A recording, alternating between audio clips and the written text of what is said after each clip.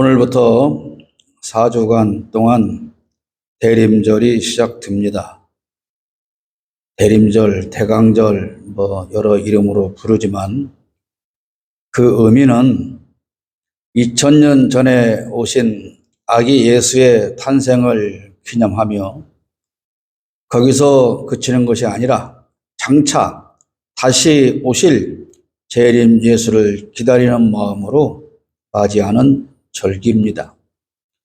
급파와 교단에 따라서 어떤 교단은 좀 더 철저하게 지키고 또 어떤 교단은 그렇지 않은 경우도 있기는 하지만 교회에서 지키는 모든 절기는 그 절기 자체가 중요한 것이 아니라 그 절기가 상징하는 의미를 기억하고 되새기며 신앙인으로서의 다짐을 하는 것이 더 중요할 것입니다.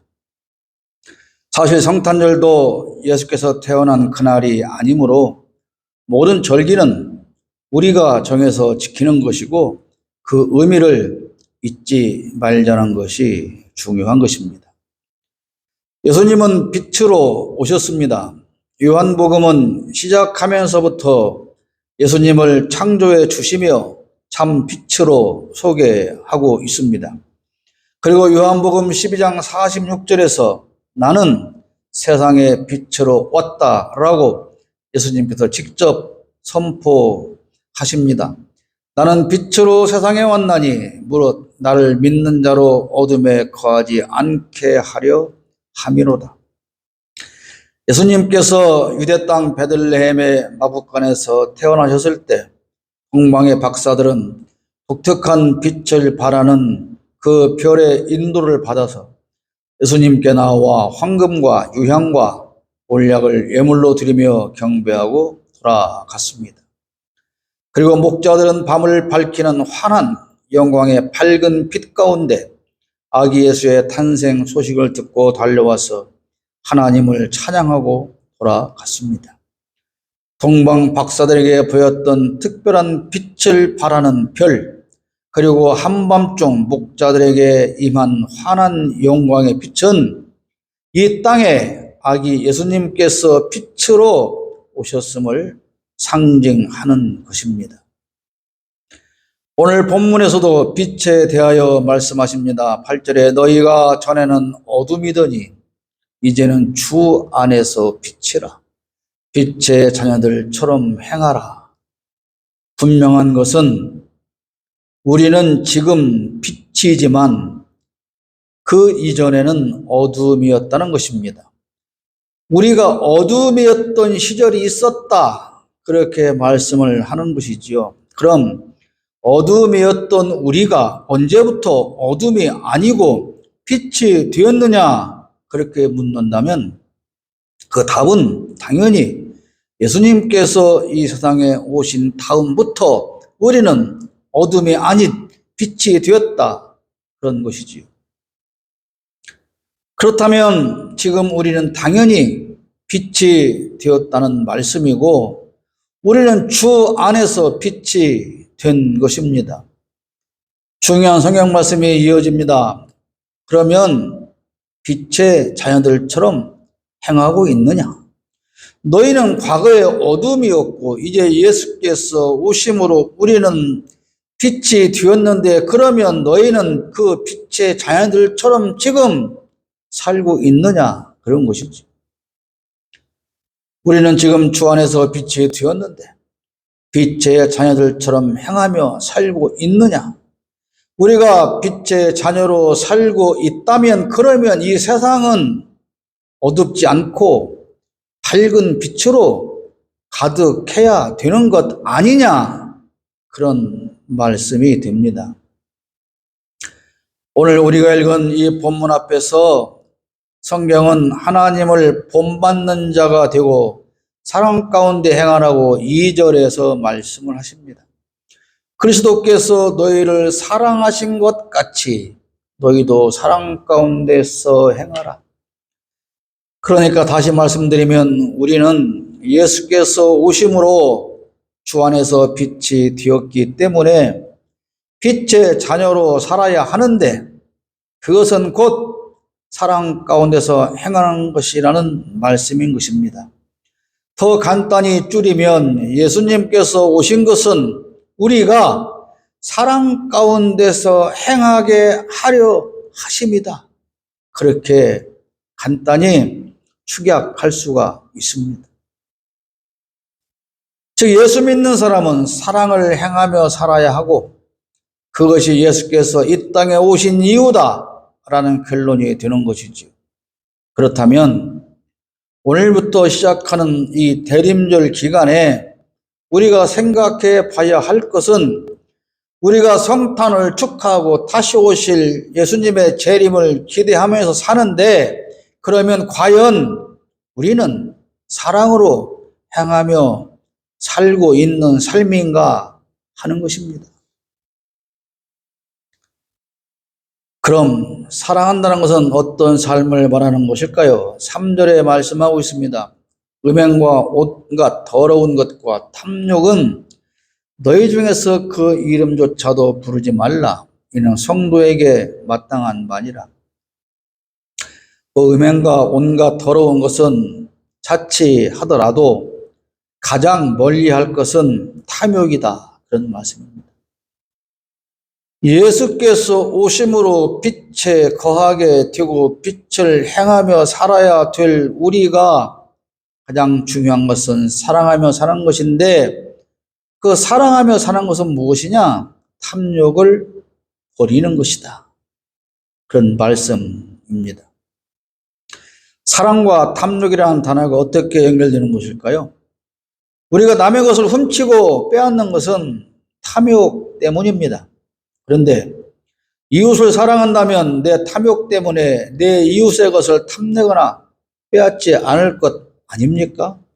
그러므로 사랑하는 사람은 탐욕이 없어야 합니다. 이웃의 것을 빼앗는다는 것은 몰래 훔치거나 무력으로 강탈하는 것만을 말하지 않습니다. 부당하고 부정한 방법으로 시험 성적을 조작해서 취직했거나 뇌물 주고 취직을 했거나 그렇게 대학교에 갔다면 그것은 곧 남의 귀한 자리를 빼앗고 탈취하는 것입니다. 뇌물을 줘서 부당하게 승진했다면 그건 역시도 남의 것을 탈취하는 중대 범죄입니다. 권력을 가진 자가 약한 자를 탄압하는 것도 자신의 탐욕을 채우기 위한 것이고 기업주가 노동자를 탄압하는 것도 역시 자신의 탐욕을 채우기 위한 것입니다. 그러므로 사랑 안에서 행하는 빛의 자녀는 당연히 탐욕을 멀리 합니다. 지난 한 주간, 한 주간뿐이 아니지만 1년 반 동안 계속 이어지는 일이지만 지난 한 주간도 여전히 빠짐없이 빼놓지 않고 나라를 들썩이게 하는 사건이 있었지요. 김건희 명품 사건입니다. 거기에서 본 것 같은데 그 김건희 씨가 그렇게 말합니다. 나는 독실한 기독교 신자인데 사람들이 나를 무당과 친하다고 가짜 뉴스를 퍼뜨려요. 이런 말을 합니다. 근데 전에 자기 입으로 뭐라고 말했습니까? 나는 웬만한 무당보다 내가 더 낫다. 그렇게 말하지 않았습니까? 그 윤석열은 또 뭐라고 그랬습니까? 우리 집사람은 구약 성경을 다 외운다.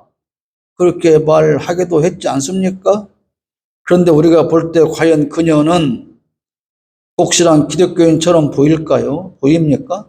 아무튼 지난주 그 보도에서 우리는 탐욕에 빠진 김건희의 모습을 보지 않았습니까? 물론 그 이전부터 친모 최은순 씨와 오래전부터 저지른 탐욕으로 인한 범죄 혐의는 한두 가지가 아닙니다. 우리는 신앙인으로서 늘 이웃 사랑을 강조하며 삽니다. 그리고 남의 것을 몰래 훔치거나 약탈하며 살지 않습니다.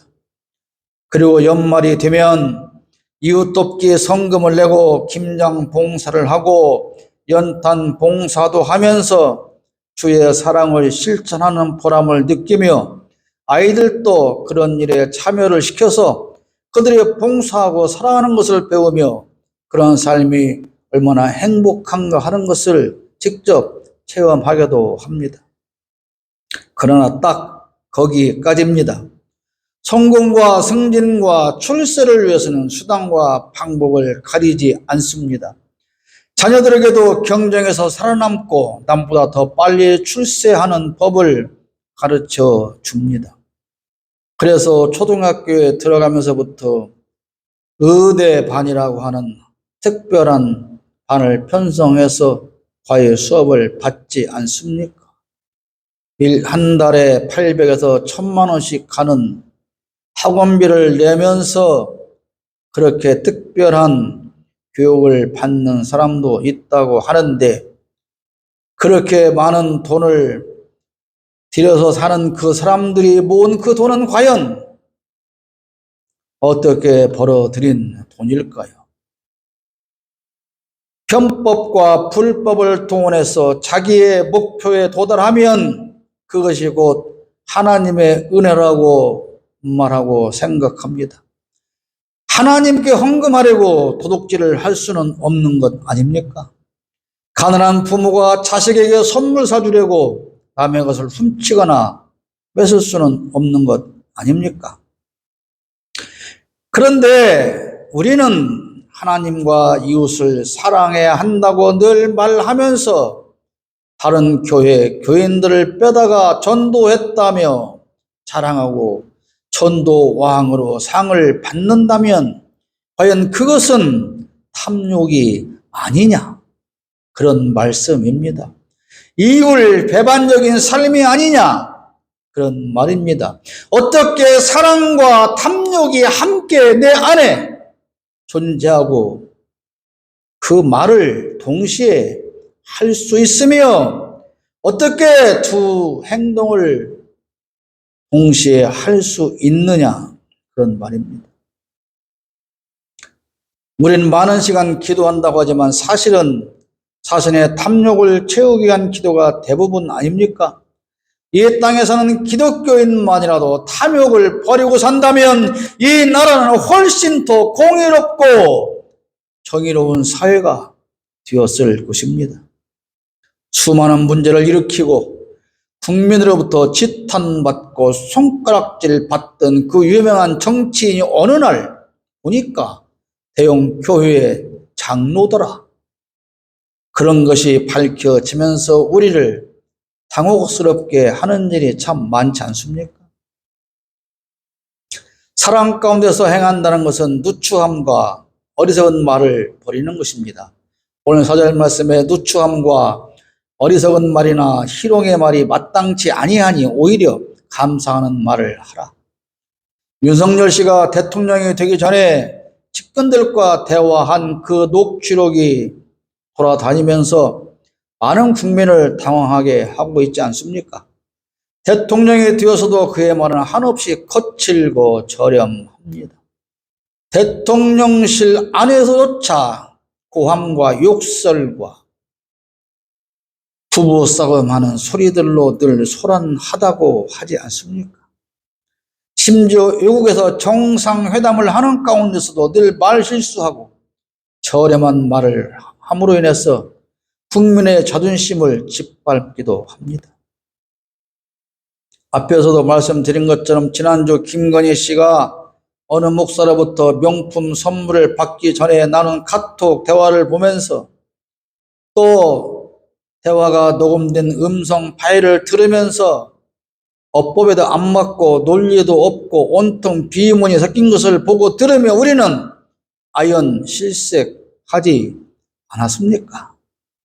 이런 저렴한 가치관을 가진 부부가 대통령실에서조차 심한 언쟁을 벌이고 다른 사람들이 보고 듣는데도 참지 못하며 품위를 지키지 못해서 수많은 비서와 참모진들을 당황하게 한다고 하지 않습니까?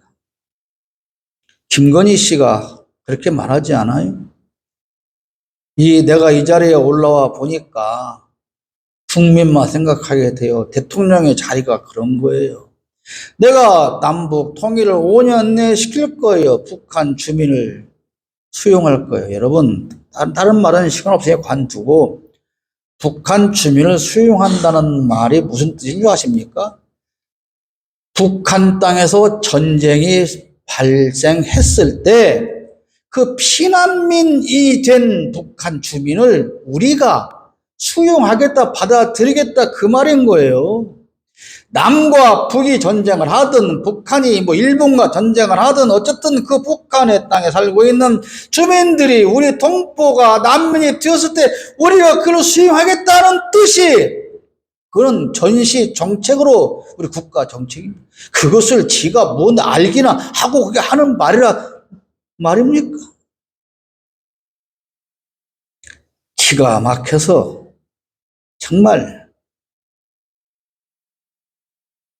화가 나서 살 수가 없습니다. 누추하다고 하는 말은 비겁하고 아부하는 말을 의미합니다. 단순히 던지는 해악적인 욕을 말하는 것이 아니고 어떤 사람의 욕설을 들으면서도 존경심이 가는 사람이 있고 반대로 점잖은 말을 하는데도 역겨움을 느끼게 하는 사람도 있지 않습니까? 아무리 중후한 언어로 말을 해도 그 말 속에서 이기적이고 탐심 가득하거나 남을 모함하고 이간질하는 누추함은 얼마든지 나타날 수 있습니다. 늘 엄중함을 말하던 노쇠한 야권 정치인이 요즘 자기의 정치적인 욕심을 드러내면서 또 그 특유의 중후한 목소리로 자기 당 대표를 비난하고 험담하는 것을 보면 참 누추하기 짝이 없다는 생각이 듭니다.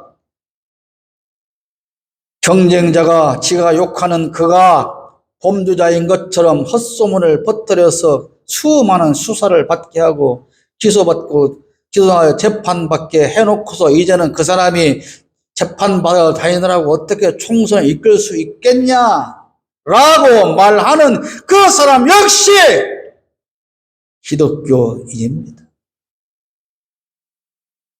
늘 이기적인 신앙관을 말하는 사람, 종교적인 언어를 가지고 있지만 교만과 오만이 담긴 말들을 내뱉는 사람들은 그 말이 바로 누추한 말을 내뱉는 것입니다. 교인끼리 만나서 늘 은혜, 찬송, 사랑 얘기하는 그 교인들끼리 만나면 늘 다른 교인과 다른 교인 가정의 험담을 늘어놓고 흉보고 그리고 주야장천 목사와 그 부부의 험담만 늘어놓기도 합니다. 이게 바로 누추한 말입니다. 한때는 전국을 누비며 아주 인기 많은 부흥사로 코미디언처럼 사람들을 웃기고 울리며 활동하며 수많은 청중을 모아 칭찬받았던 그 목사가 부당 정권을 옹호하는 누추한 말만 하기도 하지 않습니까? 또 어떤 목사는 길거리에 사람을 모으고 요란한 확성기에 쉰 목소리를 뿜어내며 궤변을 토하고 있지만 그건 역시도 누추한 말일 뿐입니다. 그런 사람들이 아무리 사랑을 말하고 주님의 은혜를 말해도 그것은 그저 누추한 말로 들려올 뿐입니다. 누추한 말은 감동이 없고 말하는 그 사람 자체를 추하게 만듭니다. 사랑 가운데 행한다는 것은 속이는 자와 함께하지 않는 것이라고 6절로 7절에 말씀하고 있습니다. 누구든지 헛된 말로 너희를 속이지 못하게 하라. 그리고 그들과 함께하는 자가 되지 말라. 여러분, 우리나라에서 가장 헛된 말로 국민을 잘 속이는 집단은 어느 집단일까요? 대통령과 여당, 정치인, 언론, 검사 집단, 종교인 중 누가 가장 국민을 잘 속일까요?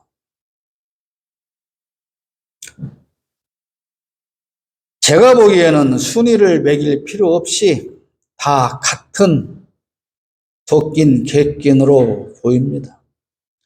최근에 있었던, 지난주에 있었던 또 하나의 우리가 그냥 넘어갈 수 없는 사건이 뭡니까?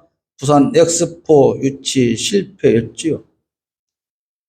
대통령이라는 사람이 엑스포 유치를 하겠다고 무슨 98개 국가의 정상을 150차례나 만났다고 사과한다는 그 말에 이 말을 끼워서 자랑을 합니다.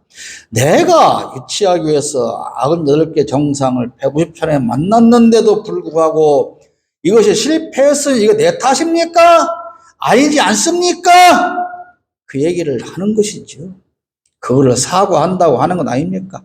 대통령의 부인은 지가 디자인하고 만들었다는 열쇠고리를 가방에 달고 다니면서 대통령보다 더 설치고, 심지어 법무부 장관이라고 하는 인간까지 엑스포 유치를 위해서 이름도 생소한 몰타라는 나라가도 다녀왔다고 합니다. 신문에 보니까 우리가 전혀 알지 못했던 국회의장까지도 지구를 무슨 한 바퀴 반을 돌면서 엑스포 유치를 위해서 뛰었다는 보도도 나오는 걸 보았습니다.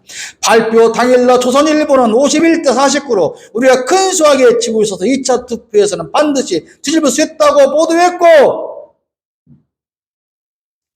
박민이라는 사람을 앞세워서 정권이 꽤 찬 KBS는 생중계를 했습니다. 여러분, 방송사가 생중계하는 유치행사에서 실패한 것을 본 적이 있습니까? 결과가 어떻게 되었습니까? 119대 29로 참패였지요. 그런데 졌지만 잘 싸웠다라고 합니다. 그러니까 뭐라고 말합니까? 졌지만 잘 싸웠다는 말이, 젖잘싸라는 말이 졌지만 잘도 싸질러 돌아다니더라, 그 말이다. 석패했다고 보도하니까 석패가 맞다, 윤석열이 패배한 것을 찌른 것이다. 이런 비아냥들이 국민들 입에서 이렇게 회자되고 있으나 저들은 부끄러운 줄을 모릅니다. 그런데 이미 우리 국정원에서는 사우디를 지지하는 국가가 226개국이라는 보고를 대통령실에 했다는데, 대통령실에서 보고를 받은 인간들은 대통령에게 무서워서 그 말을 보고를 못한 것입니다. 외신은 이미 정식으로 사우디를 지지한다고 선언한 국가가 222개국이었다고 보도를 했으나 대통령만 그걸 모른 것이지요. 그런데 근소한 차이로 뒤처져 있고, 그래서 결선 투표에서 이길 수 있다고 대통령과 정부, 언론이 함께 국민을 상대로 손에 손잡고 합동으로 사기를 치면서 이 사기극을 위해서 들어간 돈이 5,800억 원이라고 하는 그 욕을 다 먹은 30초짜리 PT를 만드는데 50억이 들었다고요? 돈을 떼어 처먹어도 90%는 쓰고 10% 떼먹어야지. 어떻게 10% 쓰고 90% 돈을 떼어먹는 인간들이 있습니까? 이거요, 하나하나 모두 다 철저하게 감사해서 반드시 감옥에 다 쳐 넣어야 합니다. 정부의 희망 고문 속에 부산 시민들은 실망하고 울분에 차 있다고 합니다. 각국의 외교관이나 외교부의 장 차관과 해당 고위 공무원들이 애초부터 가능성이 없음을 알고 있으면서도 그대로 보고하지 못한 것은 가능성이 없답니다 라고 보고하면 너 잘릴래? 그 소리를 듣고 해임될 것이 두려워서 아무도 사실대로 보고를 못하고 다 잘 되고 있습니다. 조금만 더 뛰면 됩니다. 그러니까 대통령은 정말로 지가 조금만 더 잘 뛰면 되는 줄 알고 돌아다니고, 그렇게 대통령은 자기 확신에 찼는데, 그래서 유치 성공할 것이 뻔하니까 발표 끝나면 하려고 축하 파티장도 다 열어놨고 KBS에서는 축하 공연을 준비했다고 하지 않습니까? 이게 뭡니까? 대통령을 누가 속인 겁니까? 참모나 장관이 속인 걸까요? 아닙니다. 자기 스스로가 자기를 속인 거예요. 자기가 속을 수밖에 없게 만들어 놓은 것입니다. 그런데 실패하는 것을 보고 자기 확신에 찼던 대통령은 또 노발대발 욕을 퍼붓고 경모해서 그래서 1시 넘어서부터 술 마시고 숙취 때문에 그랬는지 다음날 11시 18분에서 출근을 했다고 합니다. 다음날 대통령은 오전 11시 18분에야 출근을 해서 곧바로 국민 앞에 이른바 사과 담화문을 발표를 했지요. 이 모든 것이 저의 부족한 소치다. 여러분, 세상에 들어도 부족한 소치라는 단어를 들어봤습니까? 부덕한 소치는 있어도 부족한 소치가 아니에요. 부덕한 소치를 잘 몰라서 부족한 소치라고 했는지는 모르지만 이것은 진정한 사과가 아닙니다. 무능하고 정직하지 못한 탓으로 실패했다고 사과해야 진정한 사과지.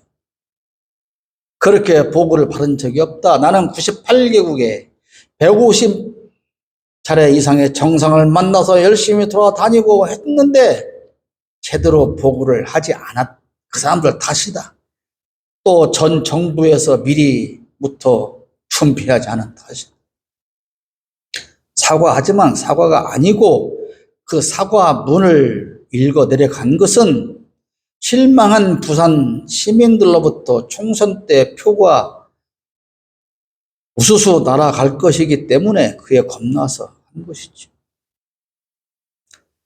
이런 정부와 대통령보다 한술 더 뜨며 사기꾼 정부와 손잡고 국민을 속이는데 일조한 언론은 이미 언론의 기능을 잃어버린 지 오래되지 않았습니까? 가장 정의롭고 공의롭고 인권을 보호해야 할 검사 집단과 경찰 그리고 기독교를 비롯한 종교 집단 등 모든 조직원들 사기치고 국민을 속이고 이용해서 자신들을 배채우는데 이미 이골이 다 있지 않습니까? 자성이라는 스님이 무슨 소신오양을 했네 무엇이 어쩌네 하는데 그 가장 많이 나오는 패러디가 뭔지 아십니까? 자성자박이네. 그가 어떻게 살았는가 다 압니다. 종단장으로 장례를 치를까 설문조사를 했더니 불교 신자들이 97%가 반대한다고 하지 않습니까? 남의 종교 이야기하고 싶지는 않습니다. 이렇게들 사기치고 국민을 속이고 이용해서 자신들을 배채우는 그 무리 속에 혹시라도 우리가 함께 하면 안 된다 그런 말입니다. 그것은 빛의 자녀로서 함께할 자리가 아니기 때문입니다. 그런데 빛의 자녀라는 기독교인들이 너무나도 많이 이 악한 세력들과 불의한 집단들과 함께하고 있지 않습니까?